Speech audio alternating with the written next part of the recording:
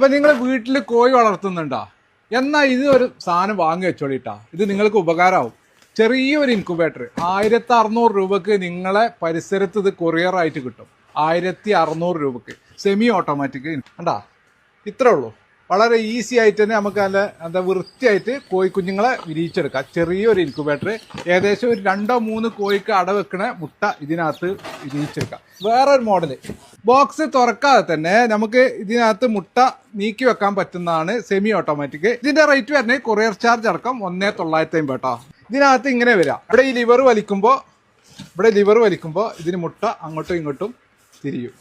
പിന്നെ അതേപോലെ തന്നെ ഫുള്ളായിട്ട് ഓട്ടോമാറ്റിക്. നമ്മൾ തിരിക്കൊന്നും വേണ്ട, നമ്മൾ വെള്ളം മുട്ടയും ഇതിലേക്ക് വെച്ചു കൊടുത്താൽ മതി. ഇടക്കൊന്ന് തുറന്നു നോക്കണം കേട്ടോ. ഇതിന്റെ റേറ്റ് വരുന്നത് 3200 കേട്ടോ. 3200 റുപ്യക്ക് നിങ്ങളെ പരിസരത്ത് ഇത് കൊറിയർ ആയിട്ട് എത്തും. സ്ക്രീനിൽ നമ്പർ ഉണ്ടാവും, അപ്പോൾ വിളിക്കാൻ മറക്കണ്ട. ഓട്ടോമാറ്റിക്കിന്റെ പ്രത്യേകത എന്ന് വെച്ചാൽ ഇതിന് മോട്ടർ ഉണ്ട്. നേരത്തെ സെമി ഓട്ടോമാറ്റിക് ആകുമ്പോൾ നമ്മൾ ലിവർ ടൈപ്പാണ്. ലിവർ പിടിച്ച് വലിച്ചു കഴിഞ്ഞാൽ അങ്ങോട്ടും ഇങ്ങോട്ടും നൽകും. ഇതിന് ഓട്ടോമാറ്റിക് ഉണ്ട്, അതൊക്കെ ടൈമർ സെറ്റിങ്സ് ഒക്കെ ഉണ്ട് കേട്ടോ. അപ്പോൾ ഫുള്ള് ഡീറ്റെയിൽ ആയിട്ട് നിങ്ങൾക്ക് അറിയണം എന്നുണ്ടെങ്കിൽ നമ്മളെ മജീദ് ഖാന്റെ നമ്പർ ഉണ്ടാവും സ്ക്രീനിൽ. അപ്പോൾ വിളിക്കാൻ മറക്കരുത്. എവിടെ വേണമെങ്കിലും കൊറിയർ ആയിട്ട് എത്തിക്കും.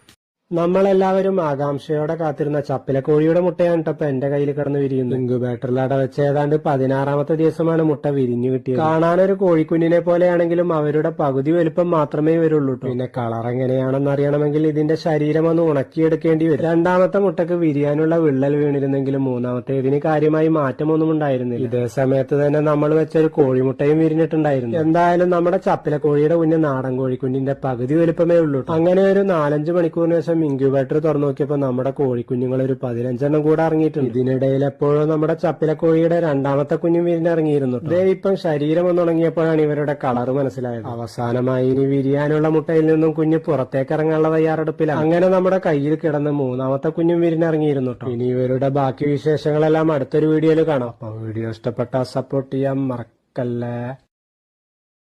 കുറച്ചു ദിവസം മുമ്പ് നമ്മൾ ഏതാണ്ട് ഒരു 20ഓളം മുട്ടകൾ ഇൻക്യുബേറ്ററിൽ വിരിയിക്കാൻ വെച്ചിരുന്നു. അതിന്റെ റിസൾട്ട് എന്തായെന്ന് നോക്കാം. 20 ദിവസത്തിന് ശേഷം നമ്മുടെ ഇൻക്യുബേറ്റർ തുറന്നു നോക്കിയപ്പോ കണ്ട കാഴ്ച, രാവിലെ കോഴിക്കുഞ്ഞിന്റെ കരച്ചിൽ കേട്ട് നോക്കിയപ്പോ ഒരെണ്ണം വിരിഞ്ഞതായി കണ്ടു. ഏതാണ്ട് 1 മണിക്കൂർ കൂടെ കഴിഞ്ഞ് നോക്കിയപ്പോ ദേ 2ാമത്തെ കുഞ്ഞ് വിരിഞ്ഞിട്ടുണ്ട്. സമയം അങ്ങനെ മുന്നോട്ട് നീങ്ങിക്കൊണ്ടേയിരുന്നു. ഇതിനിടയ്ക്ക് നമ്മുടെ ഇൻക്യുബേറ്ററിനുള്ളിലെ മുട്ടകളും വിരിഞ്ഞും കൊണ്ടേയിരുന്നു. പിന്നെ വൈകുന്നേരമായപ്പോഴേക്കും 20ൽ 13 മുട്ടകളും വിരിഞ്ഞിട്ടുണ്ട്. ഇനി വിരിയാനുള്ള മുട്ടകൾക്കുള്ളിൽ നിന്നും നമ്മുടെ കോഴിക്കുഞ്ഞുങ്ങൾ പുറത്തേക്ക് ഇറങ്ങാനുള്ള തയ്യാറെടുപ്പിലാണ്. എന്തായാലും നമ്മുടെ മജീദ് ഖാന്റെ ഇൻക്യുബേറ്റർ സംഭവം സൂപ്പറാണ്. റിസൾട്ട് നോക്കിയിട്ട് സാധനം വാങ്ങാന്ന് പറഞ്ഞ ചങ്ങായിമാരെല്ലാം ചാടി കയറി ഓർഡർ ചെയ്തോളൂ. പിന്നെ കഴിഞ്ഞ വീഡിയോയിൽ നമ്മുടെ കഴുകനാശാത്തി കയ്യിലേക്ക് മുട്ടയിട്ടത് എഡിറ്റിംഗ് ആണെന്ന് കുറച്ചുപേര് കമന്റ് ചെയ്തിരുന്നു. അവർക്ക് വേണ്ടിയാണ് ഈ ഒരു ക്ലിപ്പ് വീണ്ടും പോസ്റ്റ് ചെയ്യുന്നത്. അപ്പോൾ വീഡിയോ ഇഷ്ടപ്പെട്ട സപ്പോർട്ട്